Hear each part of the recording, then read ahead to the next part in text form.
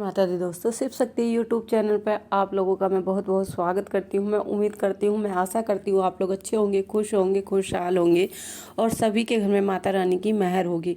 तो दोस्तों, आज हम बात करने वाले हैं कि गृहस्थ जीवन में माता काली की पूजा, सेवा, आराधना कैसे किस प्रकार करें और वो किस प्रकार फलदायक है। सबसे पहली बात, माता काली की पूजा आप जिस चाहे उस रूप में कर सकें, क्योंकि माँ माँ होती है, माँ का कोई रूप नहीं होता है कोई ग्रस्त। मगर जो माँ काली की पूजा होती है, कुछ लोग उसे अच्छा मानते हैं और कुछ लोग उसे अच्छा नहीं मानते। कुछ लोग माता काली के जो ये रूप है, जिस माँ के रूप को देखकर वो कुछ लोग डर जाते हैं।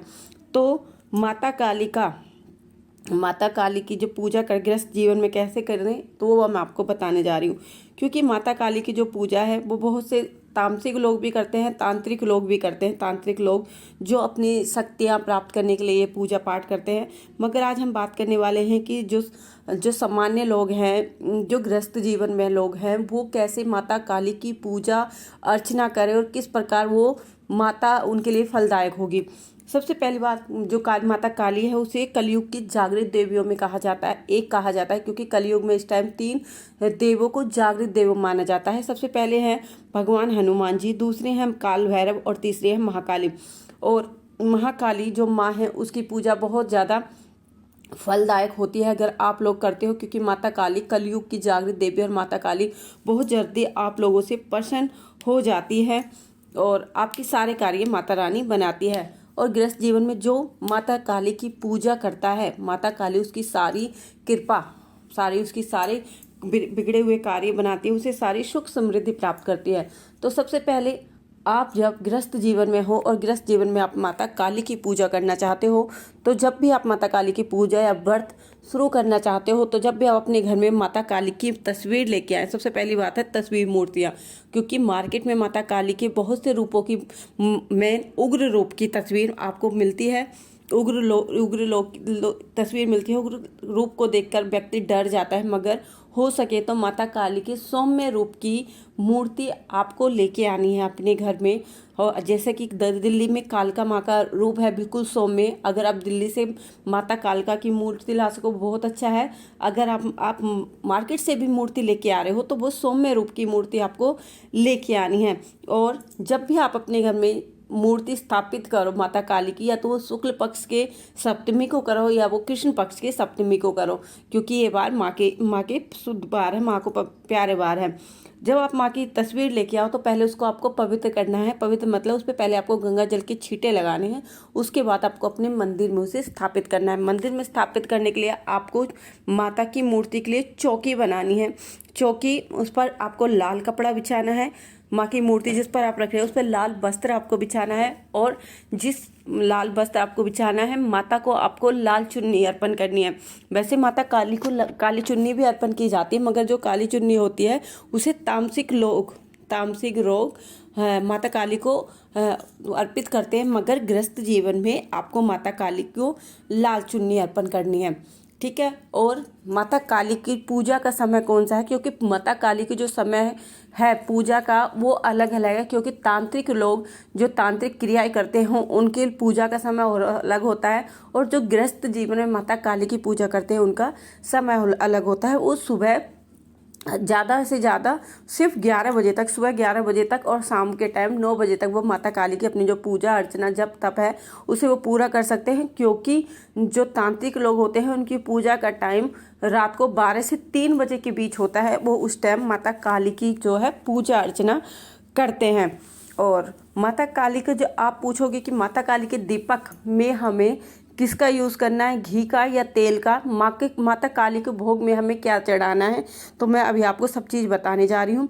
सबसे पहले माता काली का जब भी आप अपने घर में दीपक लगाओगे, दीपक लगाते समय आपको एक बात का विशेष ध्यान रखना है। माता काली का दीपक हमेशा सरसों के तेल का जलाना है, वो उससे माता रानी बहुत जल्दी प्रसन्न होती है। और माता रानी के भोग भी अलग अलग होते हैं। जो तांत्रिक लोग होते हैं वो अलग तरह के भोग देते हैं, मगर हम गृहस्थ जीवन में माता काली के भोग की बात कर रहे हैं। तो गृहस्थ जीवन में आप माता काली के लिए हलवा पूरी का भोग लगा सकते हो। बतासे हो गए, 7 बतासे, लौंग का जोड़ा हो गया, जायफल हो गया, लड्डू हो गए, या पान पेड़ा जो आपकी आस्था हो, जो आपकी आस्था हो, जो आप लगा सके। मैंने बोला और आप नहीं लगा दिया, नहीं, जितनी आपकी आस्था हो। अगर आपकी आस्था 7 बतासे और 1 लौंग के जोड़े की है, आप तो उसी का भोग आप लगाइए। और आप जब भी माता रानी का, जैसे आपने व्रत, क्योंकि माता रानी का व्रत या माता रानी की जब भी पूजा पाठ करते हो, माता रानी का जो व्रत होता है वो शनिवार से शुरू होता है, क्योंकि माता काली का दिन मंगलवार और शनिवार को विशेष रूप से माता काली का दिन माना जाता है। और माता काली के उसी दिन व्रत होते हैं। तांत्रिक लोग भी उसी दिन अपनी जो मंत्र जप है वो सब करते हैं, अपनी सिद्धियां प्राप्त करने की कोशिश करते हैं।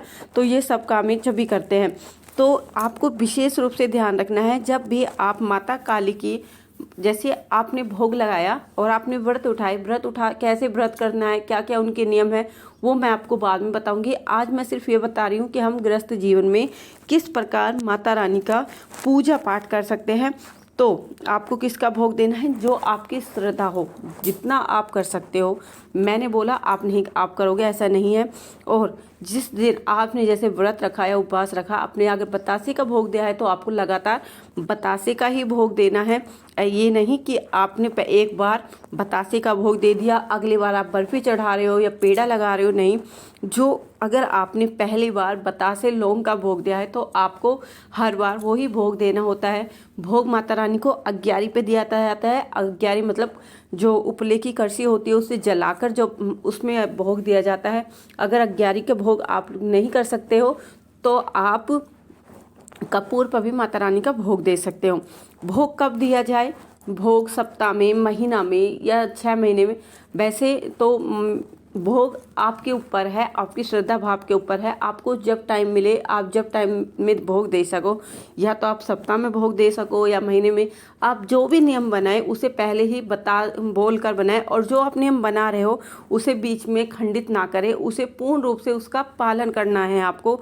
ये नहीं आज आपने बोल दिया कि माँ मैं आपका हर हफ्ता आपका भोग दूंगा, मगर आप ऐसा भूल जाए। अगर हो सके मुमकिन तो आप 15 दिन बाद माता रानी का भोग दे सकते हो। कृष्ण पक्ष या शुक्ल पक्ष की सप्तमी को आप माता रानी का भोग लगाओ तो बहुत ज़्यादा शुभ माना जाता है, यह बहुत अच्छा माना जाता है और बहुत ज़्यादा फलदायक माना जाता है। और माता रानी के जिस दिन आप उपवास या व्रत करते हो, वैसे तो डेली आप माता रानी की पूजा कर सकते हो, मगर जिस दिन आप माता रानी का व्रत या उपवास करते हो, तो उनका मंत्र जाप है वो सुबह आप 8 बजे तक कर सकते हो। वैसे तो 11 बजे तक कर सकते हो, मगर सुबह 8 बजे तक करते हो तो बहुत अच्छा है। आप माता रानी की पूजा करो तो आपको लाल आसन लेना है, जिसके ऊपर आपको बैठकर माता रानी की पूजा करनी है। लाल आसन ऊनी रंग का होना चाहिए। माता रानी को आपको 16 श्रृंगार अर्पित करने हैं। तो ये सारे काम हैं जो आपको करने हैं। आप माता काली की पूजा बिना गुरु के भी कर सकते हो। ऐसा नहीं आप गृहस्थ जीवन में माता काली की पूजा रहे तो गुरु होना जरूरी नहीं है। बिना गुरु के भी आप माता काली की पूजा कर सकते हो, और अगर आप पूजा करते हो तो आपको उसका फल अवश्य ही मिलता है। आप माता काली की पूजा करते समय अपना वाण मंत्र का जाप भी कर सकते हो, जिससे माता रानी बहुत जल्दी प्रसन्न होती है। या आप दुर्गा सप्तमी का पाठ कर सकते हो। माता का आप बीज मंत्र क्रीम का आप जाप कर सकते हो। जितना हो सके आप उतना जाप कर सकते हो, जिससे कि माता रानी आपसे खुश होती है और आपकी सारी मनोकामनाएं पूर्ण करती है। मैं इस प्रकार अगर आप माता रानी की, इससे माता काली बहुत जल्दी प्रसन्न होती है। तो दोस्तों मैं उम्मीद करती हूँ मैंने जो आपको क्रियाएं बताई हैं, जो मैंने आपको गृहस्थ जीवन में जो पूजा अर्चना मैंने बताई है, आपको अच्छी लगी होगी ये जानकारी। अगर अच्छी लगी हो और आप लोग मेरे चैनल पर नए हो तो प्लीज़ मेरे चैनल को लाइक शेयर सब्सक्राइब करना ना भूलें, और बेल आइकन को जरूर प्रेस करें, जिससे कि मैं कोई भी नई वीडियो डालूँ तो उसका नोटिफिकेशन आप लोगों को सबसे पहले मिल सके। तो आज के लिए इतना ही। हम मिलते हैं अपनी अगली वीडियो में। उस टाइम तक हमारे चैनल के साथ ऐसे ही बने रहिए। जय माता दी दोस्तों, जय माता दी, जय माता।